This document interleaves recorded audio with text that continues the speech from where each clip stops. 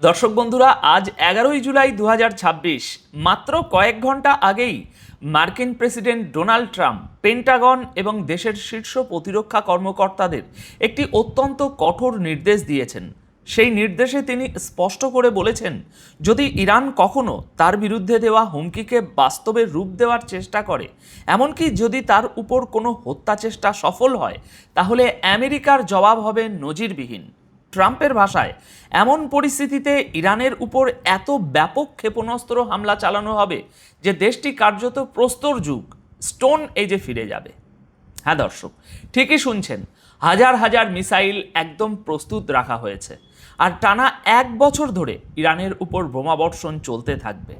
Trump এই চরম সতর্কবার্তা একদম স্পষ্টভাবে দিয়ে দিয়েছেন আজ।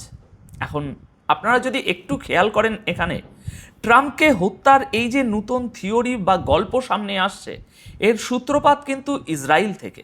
এর পাশাপাশি আজ শনিবার ট্রাম্প ইরানকে একটা ডেডলাইনও দিয়েছেন, আর সেই ডেডলাইন শেষ হওয়ার আগেই ট্রাম্প নিজের শক্তি প্রদর্শনের পুরো চেষ্টা করছেন।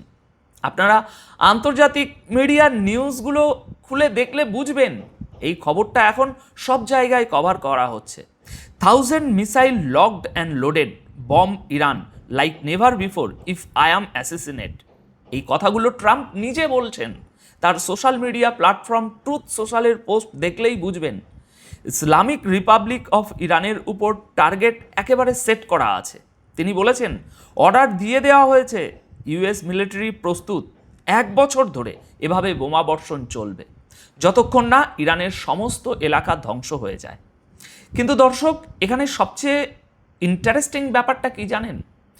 হঠাৎ করে আমেরিকা আর ইরানের মধ্যে যে চুক্তি সই হয়েছিল, যার ফলে তাদের মধ্যেকার টেনশন একটু কমতে শুরু করেছিল, সেটা দেখে ইসরায়েল ভীষণ রেগে যাচ্ছিল। বেঞ্জামিন নেতানিয়াহুর কাছে এই চুক্তিটা ছিল একটা রাজনৈতিক দুঃস্বপ্ন। ঠিক এই সময়টাতেই খবর রটল যে ইরান নাকি ট্রাম্পকে মারার ছক কষছে, আর এই খবরটা আমেরিকাকে কে দিয়েছে? Israeli intelligence.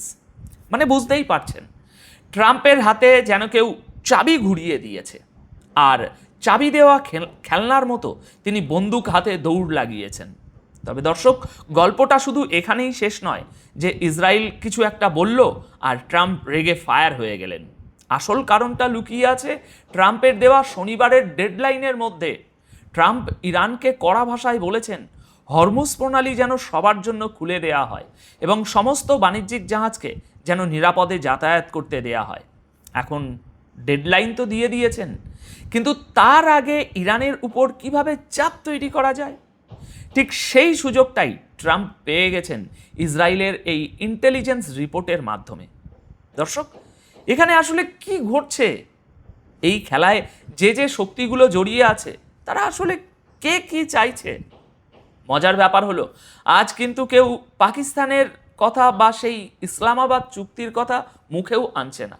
পাকিস্তানের সেনাপ্রধান আসিফ মুনির, তিনিও কিছু বলছেন না, কারণ তিনি দেখতে পাচ্ছেন তার তৈরি করা ইসলামাবাদ MOU এর কি করুণ অবস্থা হয়েছে। আসুন আজ এই পুরো বিষয়টা নিয়ে একটু ডিটেলে আলোচনা করি, যা কেউ করছে না। দর্শক, ওয়াল স্ট্রিট জার্নালের একটি রিপোর্ট অনুযায়ী ইসরায়েলের গোয়েন্দা সংস্থা আমেরিকার সাথে একটি তথ্য শেয়ার করেছে যে ইরান নাকি প্রেসিডেন্ট ট্রাম্পকে হত্যা করার একটা নতুন প্ল্যান তৈরি করেছে।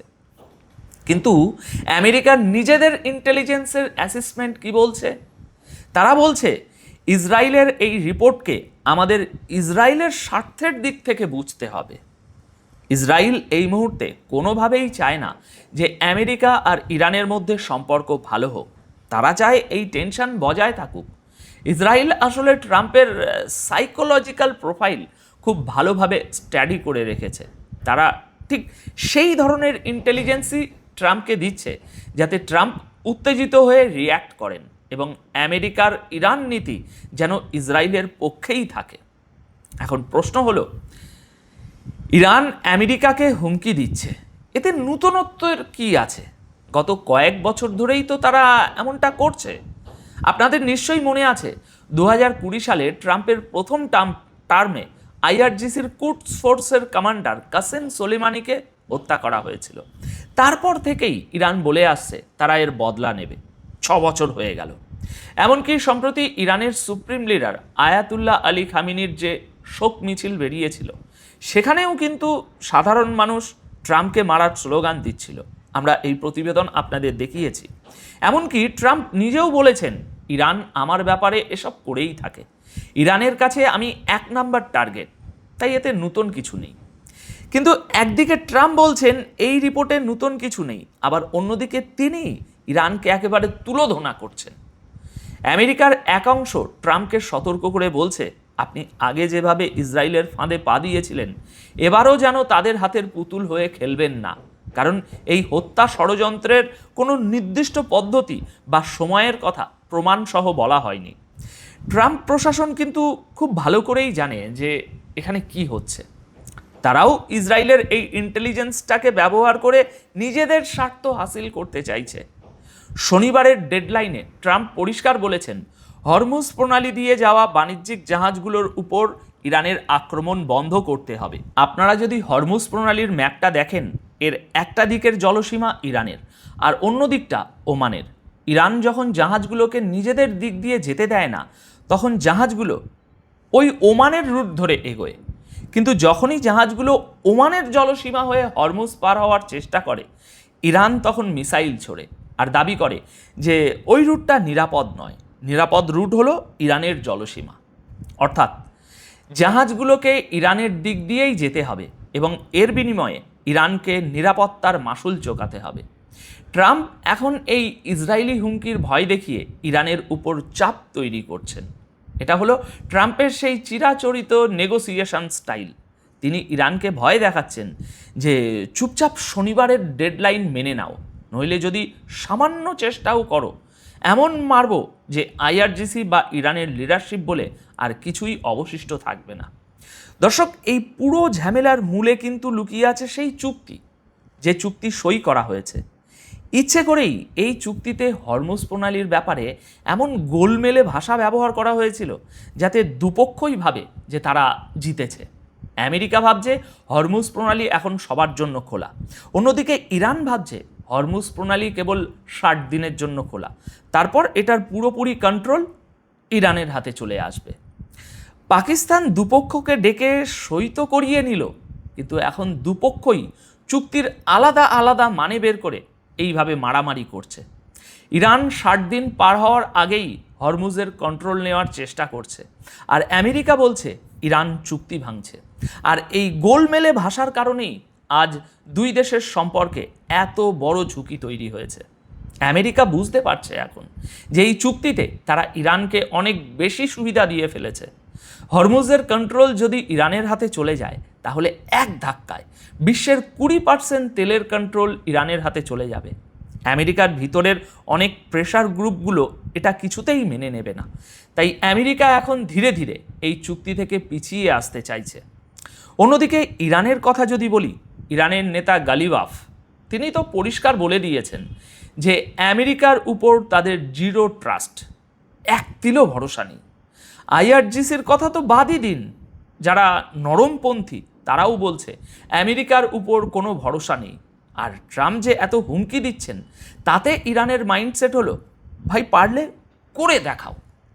কারণ ইরান খুব ভালো করেই জানে যে আমেরিকার এয়ার অপারেশনের একটা লিমিট আছে।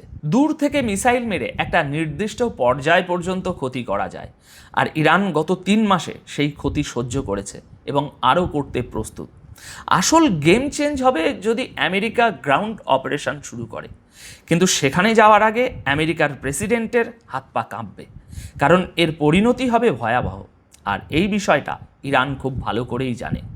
এখন সবশেষে যদি বলি বাকি গালফ রাষ্ট্রগুলোর কথা, সৌদি আরব, ইউএই, কাতার, ওমান বা জর্ডান কি চাইছে? তারা বলছে, ভাই তোমাদের যা করার করো, কিন্তু আমাদের দেশকে তোমাদের দ্বিতীয় যুদ্ধক্ষেত্র বানিও না।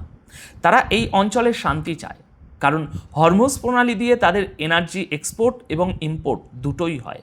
তারা চায় না যে হরমুজ প্রণালীর কন্ট্রোল কোনো একক শক্তির হাতে থাকুক। তো দর্শক, এই ছিল আজকের পুরো জিওপলিটিক্যাল নাটকের পিছনের আসল বিশ্লেষণ। আশা করি আজকের এই ভিডিওটি আপনাদের ভালো লেগেছে। আর এরকমই আরও অনেক নূতনত্ব বিশ্লেষণ পেতে চ্যানেলটি অবশ্যই সাবস্ক্রাইব করে রাখবেন। আপাতত এই প্রতিবেদন তাহলে এখানেই শেষ করছি। দেখা হবে পরবর্তী ভিডিওতে নতুন কোনো বিশ্লেষণের সাথে। সবাই খুব ভালো থাকবেন, সুস্থ থাকবেন। ধন্যবাদ আপনাদের সকলকে।